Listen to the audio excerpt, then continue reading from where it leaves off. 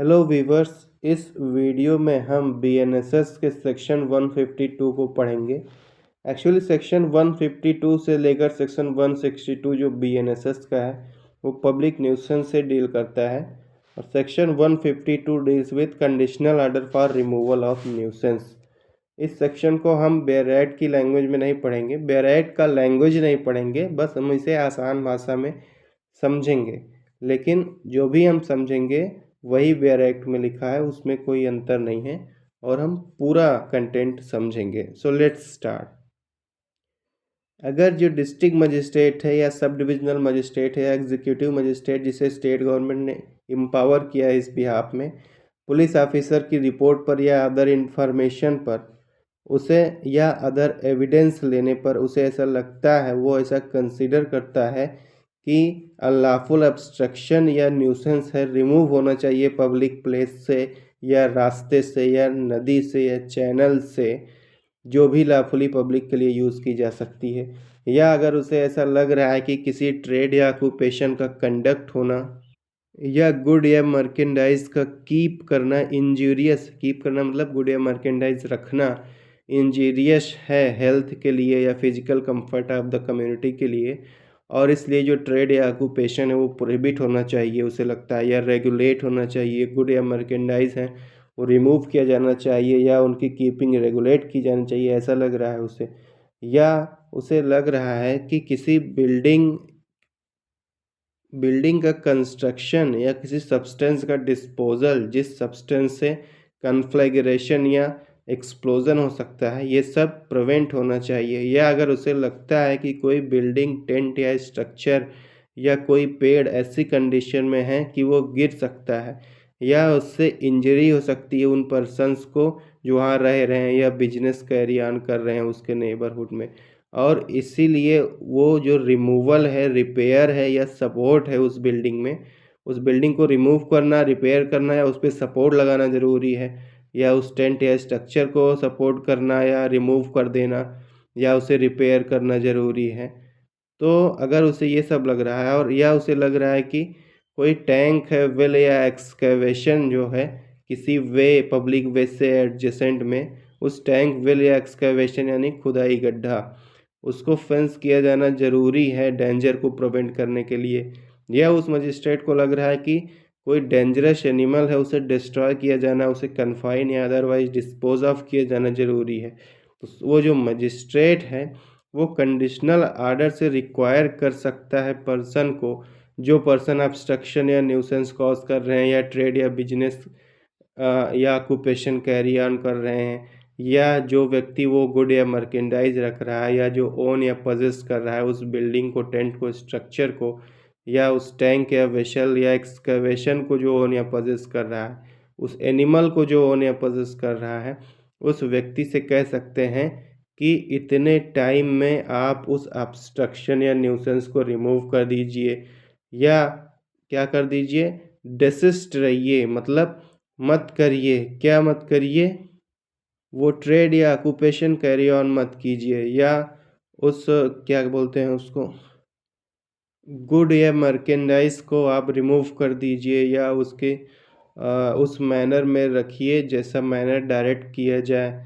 या क्या कर दीजिए, जो बिल्डिंग है उसे, उसके कंस्ट्रक्शन को प्रिवेंट कीजिए, या उस जो सब्सटेंस है जिससे कन्फ्लैग्रेशन या एक्सप्लोजन हो सकता है उसे डिस्पोज ऑफ कर दीजिए।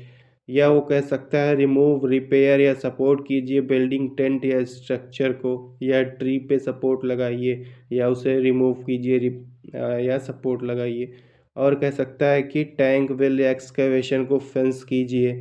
और क्या कह सकता है वो मजिस्ट्रेट, डिस्ट्रॉय करो, कन्फाइन करो या डिस्पोज ऑफ करो ऐसे डेंजरस एनिमल को उस मैनर में जैसा प्रोवाइड किया जाए आर्डर में।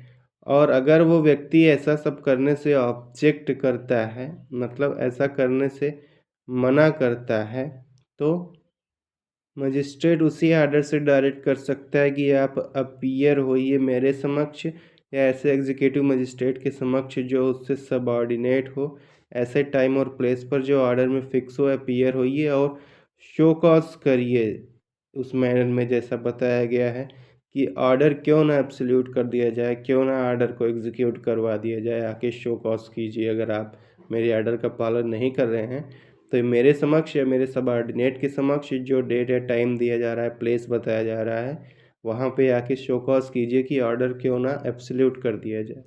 और हाँ, एक बात ये भी है कि जो भी मजिस्ट्रेट ने ऑर्डर दिया है इस सेक्शन में, ये किसी सिविल कोर्ट में क्वेश्चन नहीं किया जाएगा। So that's all about section 152।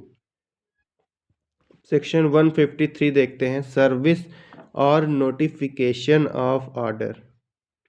इसे भी बैरक लैंग्वेज नहीं पढ़ेंगे, आसान भाषा में समझेंगे। इसमें लिखा है कि जो ऑर्डर है वो जहाँ तक प्रैक्टिसेबल हो वो सर्व होगा पर्सन पे उस मैनर में जैसे सर्विस ऑफ समन्स होता है ना, वैसे ही जैसे समन सर्व होता है वैसे ऑर्डर भी सर्व होता है। उसके बाद और अगर वो ऑर्डर इस समन्स की तरह नहीं सर्व हो पाया तो ये नोटिफाई किया जाएगा प्रोक्लेमेशन के द्वारा, जो प्रोक्लेमेशन पब्लिश की जाएगी ऐसे मैनर में जो स्टेट गवर्नमेंट रूल्स के द्वारा डायरेक्ट करे, और ऑर्डर की एक कॉपी जो है ऐसे प्लेस पे या ऐसे प्लेसेस पे चिपका दी जाएगी जो भी प्लेस सबसे ज़्यादा फिट हो उस पर्सन तक इन्फॉर्मेशन कन्वे करने के लिए। अब सेक्शन 154 देखते हैं, person to whom order is directed to obey or show cause. मतलब जिस पर्सन के अगेंस्ट ऑर्डर दिया गया है वो या तो परफॉर्म करेगा उस टाइम में उस मैनर में जो ऑर्डर में स्पेसिफाइड है वो सब परफॉर्म करेगा, या अपीयर होगा उस ऑर्डर के अकॉर्डिंग और शो कॉज करेगा उस ऑर्डर के अगेंस्ट। और जो अपीयरेंस है वो ऑडियो वीडियो कॉन्फ्रेंसिंग से भी हो सकती है। तो दिस इज अबाउट सेक्शन 154।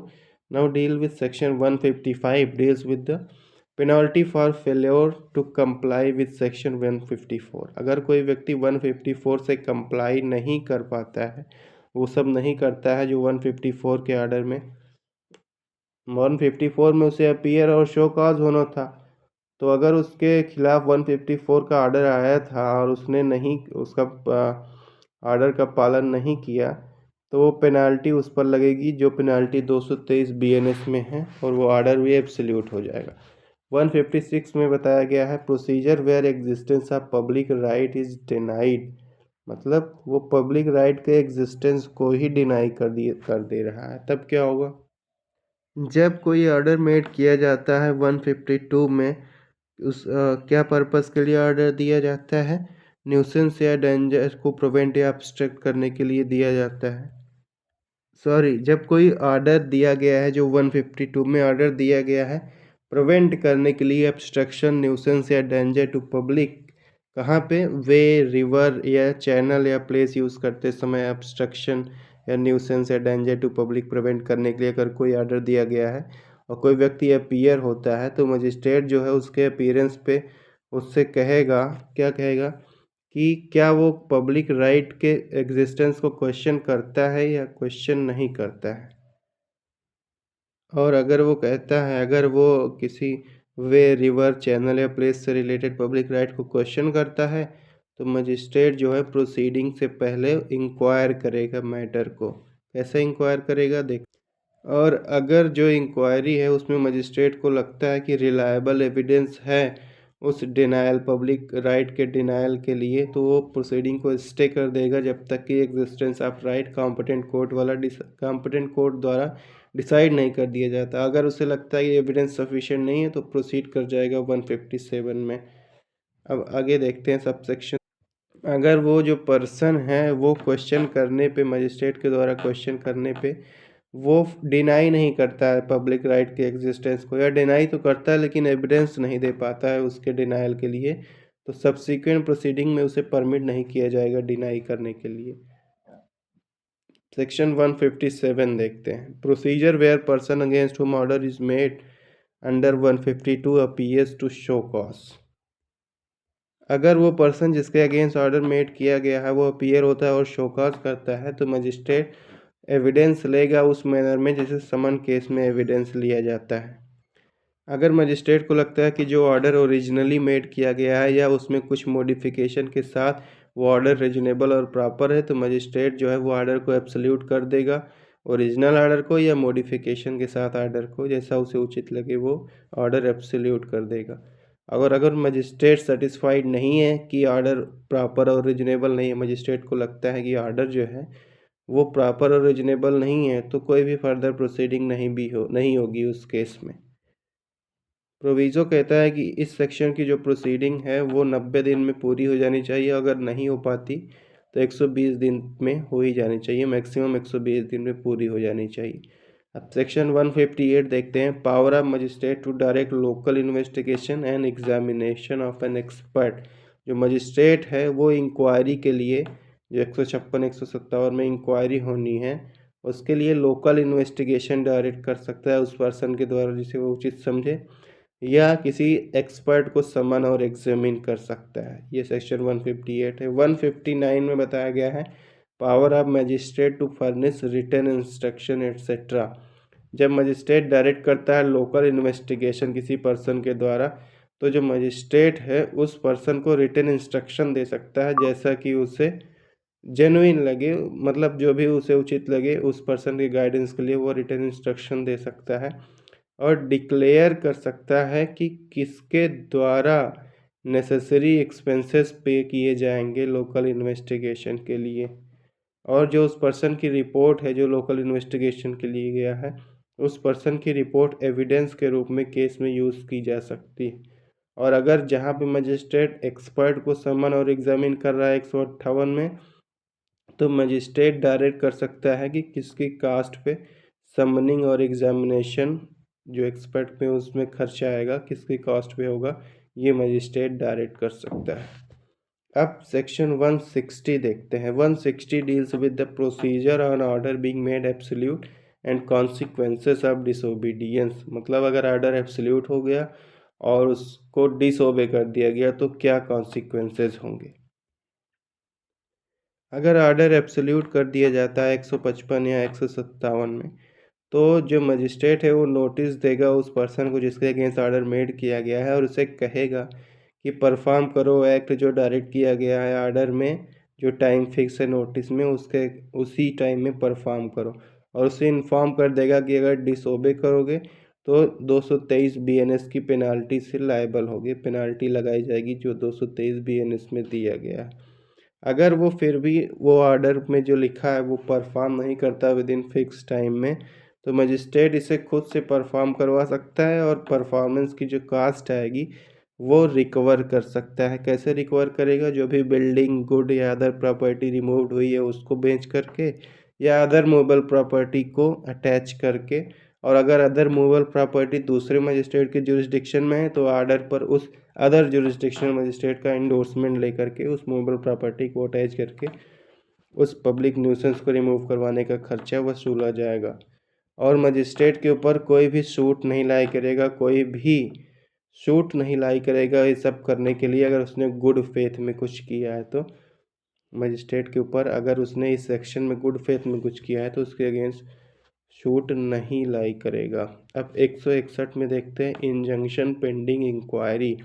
मतलब अगर मजिस्ट्रेट को जो एक ऑर्डर दे रहा है 152 में, अगर उसे लगता है कि इमीडिएट मेजर्स लेने ज़रूरी हैं, इमिनेंट डेंजर या इंजरी या serious injury to serious kind of injury को प्रिवेंट करने के लिए इमीडिएट मेजर्स लेने ज़रूरी हैं, तो वो जो मजिस्ट्रेट है वो इंजंक्शन इश्यू कर सकता है पर्सन के अगेंस्ट जिसके अगेंस्ट ऑर्डर मेड किया गया है। उसे रिक्वायर कर सकता है कि प्रिवेंट करो डेंजर या इंजरी, जो भी जब तक पेंडिंग है मैटर आप उस डेंजर या इंजरी को प्रिवेंट करिए, इंजंक्शन ऑर्डर में ये कह सकता है। और अगर वो पर्सन डिफ़ॉल्ट करता है, मतलब नहीं प्रिवेंट करता है इंजरी या डेंजर टू पब्लिक, तो जो मजिस्ट्रेट है वो खुद से ही वो इंजरी या डेंजर प्रिवेंट करेगा, या प्रिवेंट कर सकता है या प्रिवेंट करवा सकता है।